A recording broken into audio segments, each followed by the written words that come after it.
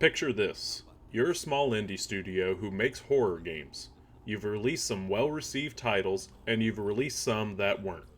Financially, you've had your ups and downs. Some projects have resulted in low returns for the time, effort, and money put into it, and some were a financial success. But, regardless of how things turned out, you've been able to keep the lights on, and you've been able to continue making things you're passionate about. Then, one day, the opportunity of a lifetime comes knocking on your door. You've been given the privilege of remaking one of the most beloved and revered horror games of all time. All eyes are on you to see if you're up to the task to modernize this masterpiece and handle its heavy subject matter with the care it needs. While you have people cheering you on, you also have a large group of people who don't believe in you and think that the project is going to fail miserably. Despite all the negativity, though, you push through and release the game to rave reviews and impressive sales numbers. You proved to everyone who didn't believe in you wrong and showed the world that you had what it takes all along. The big question, though, is where do you go from here?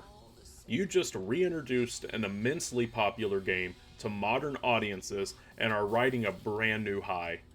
The obvious answer is that you make a game starring a character with a clam for a head who travels a post apocalyptic Poland with the goal of abducting people from the past. What's up, everyone, and welcome back to Frickin' Uncultured, the channel where we make videos about whatever we feel like. My name is Chandler, and I am one of the co-hosts. The other co-host is my good buddy Andy.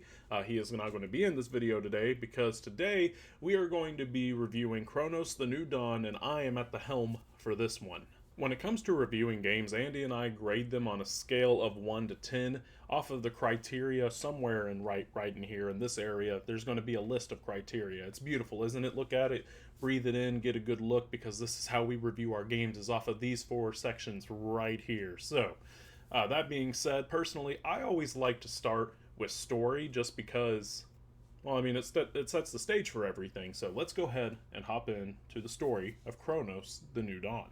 As previously mentioned, Cronos takes place in a post-apocalyptic version of Poland in the fictional city of New Dawn. You play as the Traveler, an agent who serves the organization known as the Collective, and who also wears a weird-looking helmet that looks like something you can buy from the back of a Spencer's Gifts. You have been tasked by the Collective to find areas in the world where you can open up a rift in time to go back to the 1980s, before a cataclysmic event known as the Change occurred, and extract the essence of select people to bring them back to the present in order to rebuild society and the world. While traversing between the past and the present, you'll encounter enemies called orphans, which are the result of humans who have been infected by the Change and are basically necromorphs from Dead Space, and encounter interesting people and learn that everything around you may not be what it seems. And that's the story of Cronos: The New Dawn without diving into spoilers. And I mean, it's a fun one, but I do have a big complaint, though, and that is basically this is a horror game, but sometimes instead of sticking with their really original idea and expanding upon it, it feels like they have a checklist of stuff that belongs in a survival horror game, story beat wise, and they're just checking off those boxes. Hitting each story beat is what it feels like sometimes. And yeah, it feels like they're just going through the motions at some points. To clarify, though, the story is not bad. I did enjoy it overall. It's just whenever you consume quite a bit of horror media like I do, a lot of stuff can just kind of come off as cliche for how much I have been exposed to it, and it makes me wonder why they put that kind of stuff in here whenever they have something that is just so creative and original. It kind of squanders it. So, as already mentioned numerous times, though, this game is a horror game, which means its gameplay is a mixture of scares and survival. So let's go ahead and move on to the gameplay section so that way we can see how it lends itself to the story. When it comes to how Cronos: The New Dawn plays, the best thing that I can compare it to is Dead Space. The Traveler is pretty clunky to control, much like Isaac Clarke, and you have a decent assortment of weapons to find as you progress. You do have the option to use physical attacks as well, but it's recommended to only do so as a last-ditch effort for when you run out of ammo, since the Traveler throws their punches like they're in a block of jello. While the Traveler moves like they're wading through water, the Orphans are constantly running like they've been put on fast forward. They move quicker than you, they hit faster than you, and when you're swarmed by 7 of them at one time, the odds definitely feel stacked against you, really leaning into the survival aspect. Also, littered around most areas of the game are corpses, and you better pray that none of the enemies merge with one of them, because if they do, they just get bigger and badder and take a lot more ammo to put down. Now, I know everything I just talked about can come across as overwhelming, especially to somebody who is not very familiar with this genre of game, but the good news is that you're also outfitted with something called the Torch. The Torch is an area of effect attack that ignites your immediate surroundings on fire, burning the corpses that are on the ground, so that way enemies cannot merge with them and become, well, bigger and badder enemies. But the thing is, though, is that you can only have one torch in your inventory at all times, so make sure that you use it wisely. As I alluded to earlier, throughout your playthrough you will come across a variety of different weapons. While none of them are really unique, they do get the job done, as you can fire off a basic shot for less damage but have a higher firing rate, or you can charge your shot for higher damage but a slower firing rate. You can upgrade these weapons as well to extend their clip size or increase the amount of damage they do, among other stats as well. So pick out your favorite and start pouring money into those upgrades, since you're really going to need them as you progress. When it comes to the amount of ammo that you get in Cronos, this is where I feel like the game shines brightest, because in a lot of survival horror games, you just have a fully decked out arsenal the entire time. You have plenty of ammo, you have plenty of weapons, and anything that gets in your path you just mow down with ease. Cronos, though, really limits the amount that you can get, because ammo can be found in the wild, but it's extremely limited, and then you do have resources where you can craft ammo, but in doing so you may end up using resources that you could use to craft a medkit later. This causes you to really stop and think if you should save your resources for later or go ahead and craft what you need now, but at the risk of not having those resources later on down the line for whenever crap really starts to hit the fan. There were a couple of times where I really screwed myself over in the early game, because I went into this one thinking it was going to be like other survival horror games, but I learned pretty quickly that resource management is essential in Cronos. Back to crafting though.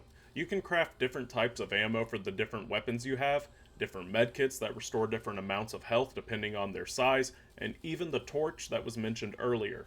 You do need supplies though to do any crafting, and much like ammo in the wild, they are limited, so craft wisely. While the gameplay absolutely nails the survival aspect, the one thing it does lack is horror. While there are intense moments of combat, there's nothing really scary aside from the fact that you could die and have to go back to your last save, but if you check in at a save point regularly, you'll be just fine, especially since there's also plenty of autosave moments as well. Personally, I don't consider the potential of my character dying and being sent back to the last save point so I lose a little bit of progress to be all that scary, and the only other thing that this game offers horror-wise is jump scares, which I don't really find those that scary either, just more annoying.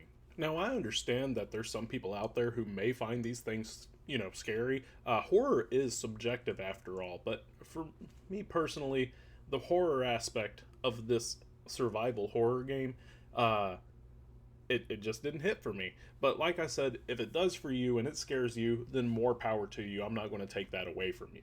While on the topic of things in the gameplay I don't like though, there is one other thing I need to touch on, and that's the environments in which you're fighting.